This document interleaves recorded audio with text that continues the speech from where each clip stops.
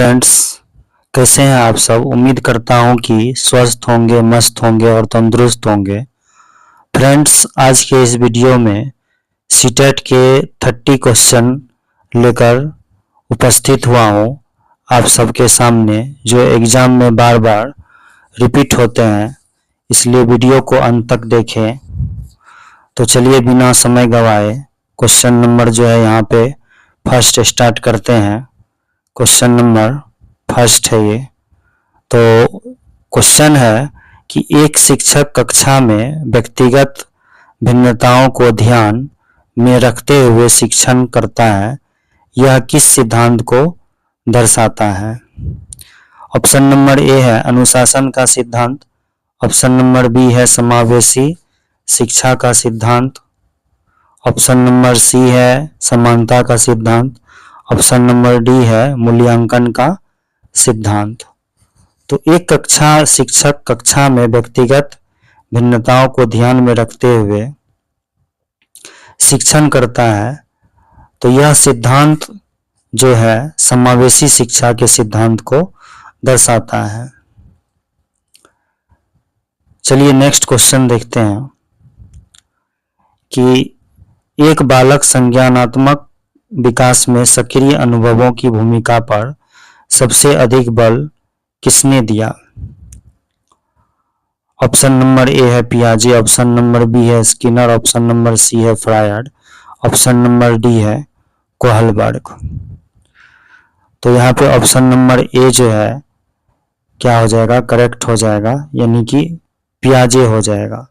बालक के संज्ञानात्मक विकास में सक्रिय अनुभवों की भूमिका पर सबसे अधिक बल जो है वो पियाजे ने दिया था। चलिए नेक्स्ट क्वेश्चन देखते हैं।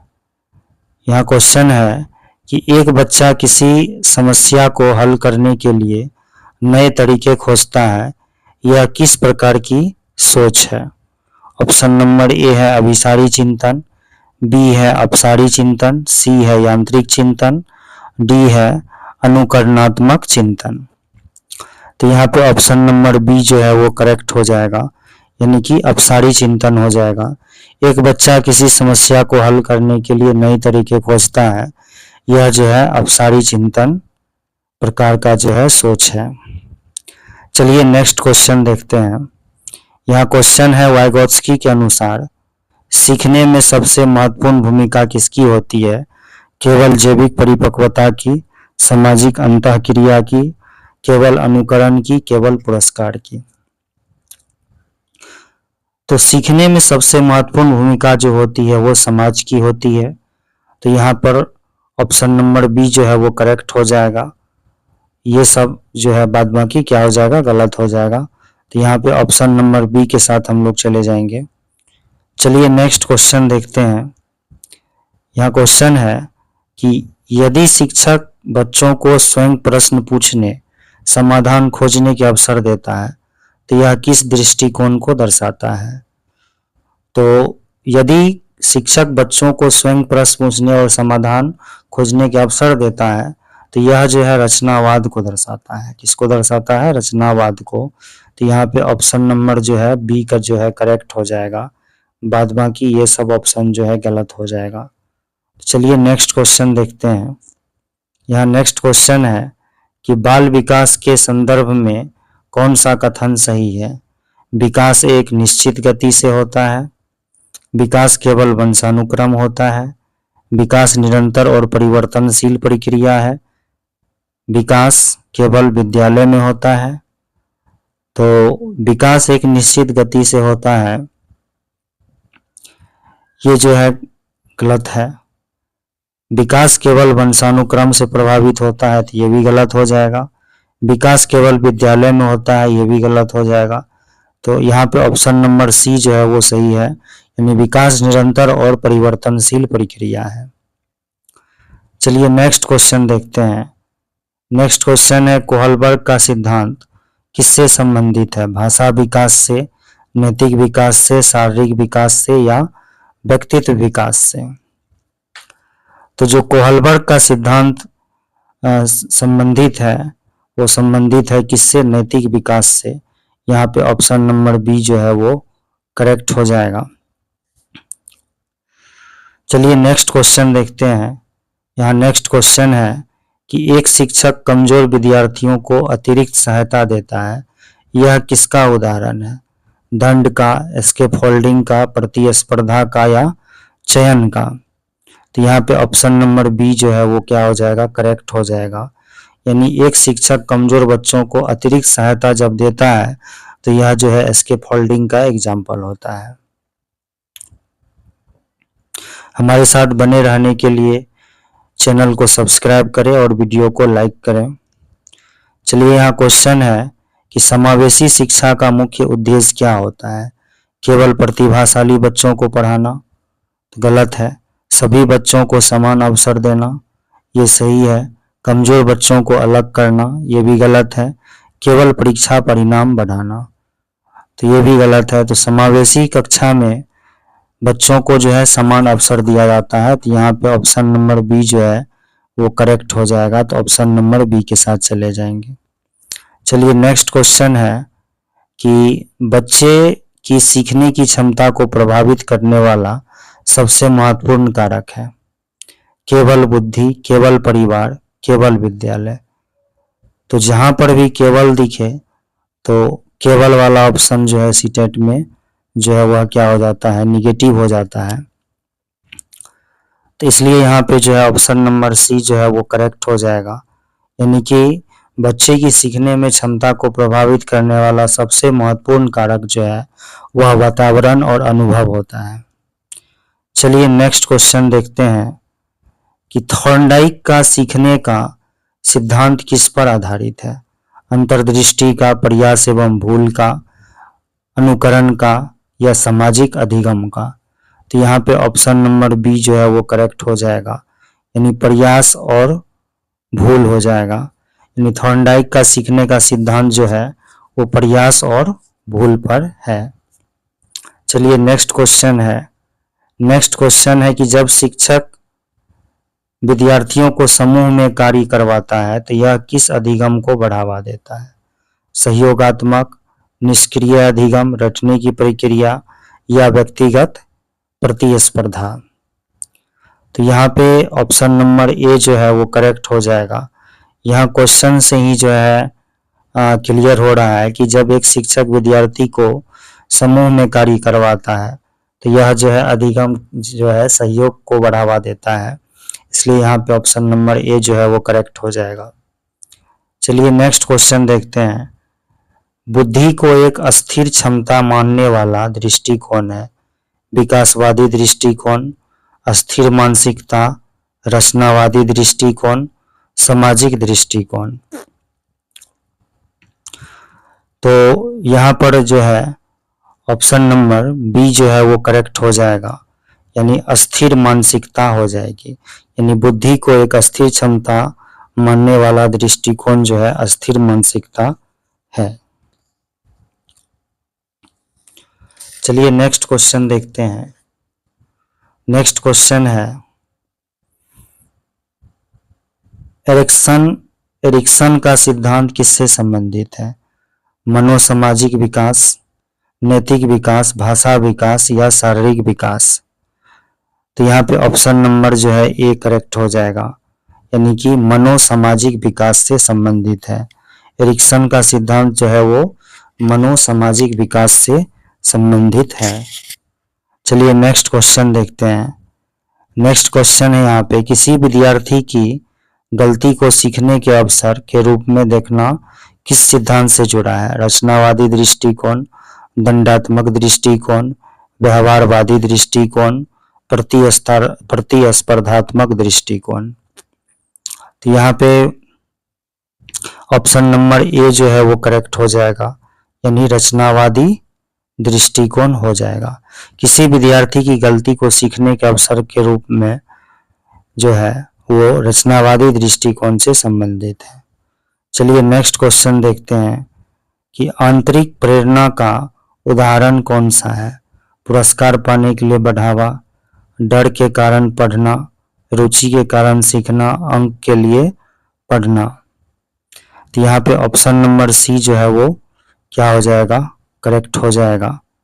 तो यहाँ पे ऑप्शन नंबर सी के साथ हम लोग चले जाएंगे। चलिए नेक्स्ट क्वेश्चन देखते हैं। यहाँ है शिक्षक द्वारा विद्यार्थियों की पूर्व जानकारी को जानना किसका हिस्सा है?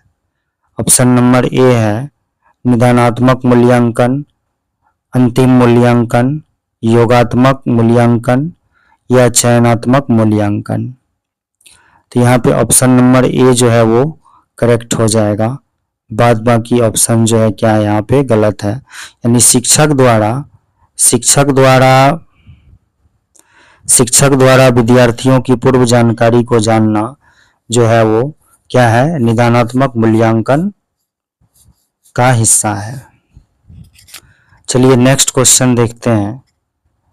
यहाँ क्वेश्चन है कि सीखने में असफलता का कारण केवल बच्चे को मानना किस दृष्टिकोण को दर्शाता है?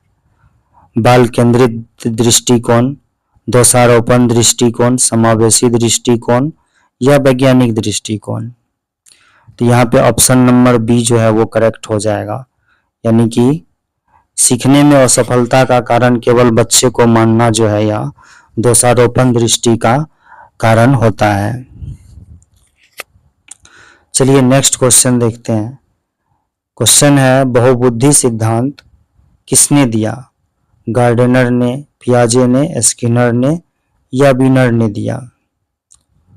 तो यहाँ पे ऑप्शन नंबर ए जो है वो करेक्ट हो जाएगा, यानी कि जो बहुबुद्धि का सिद्धांत दिया था वो गार्डनर ने दिया था। किसने दिया था? गार्डनर ने। वीडियो को अंत तक देखें क्योंकि यह वीडियो जो है काफी इम्पोर्टेंट है। इससे आपको एग्जाम में जो है 3 से 4 क्वेश्चंस जो है देखने को मिलेंगे। चलिए नेक्स्ट क्वेश्चन देखते हैं।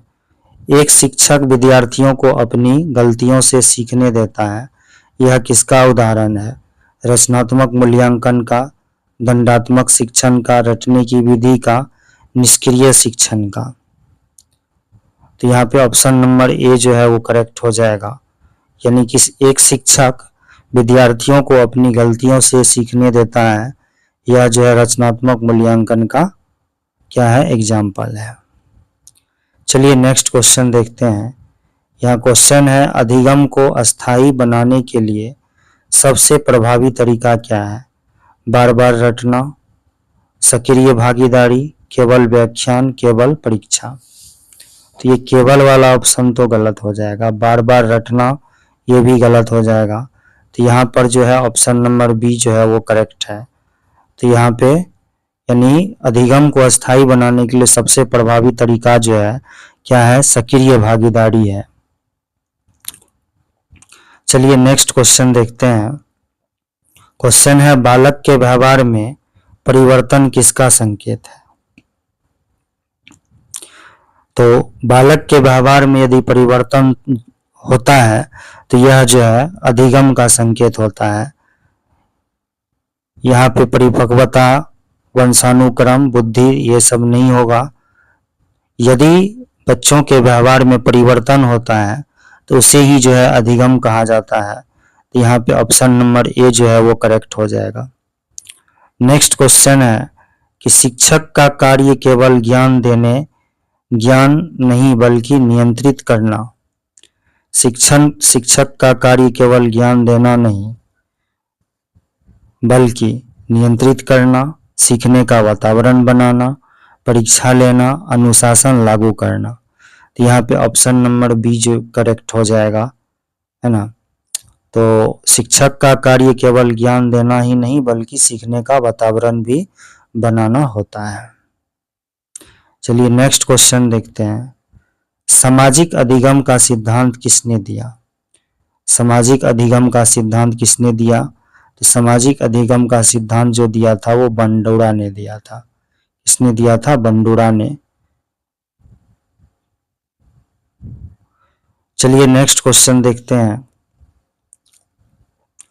बच्चों को अलग अलग तरीकों से सीखने के अवसर देना किससे संबंधित है? विभेदित शिक्षण, समान शिक्षण, कठोर अनुशासन या पारंपरिक शिक्षा? यहाँ पे विभेदित शिक्षण हो जाएगा, ऑप्शन नंबर ए जो है वो करेक्ट हो जाएगा। यानी बच्चों को अलग अलग तरीकों से सीखने के अवसर देना जो है वो विभेदित शिक्षण से संबंधित है। चलिए नेक्स्ट क्वेश्चन देखते हैं। यहाँ क्वेश्चन है कि किशोरावस्था में सबसे प्रमुख विकासात्मक चुनौती है पहचान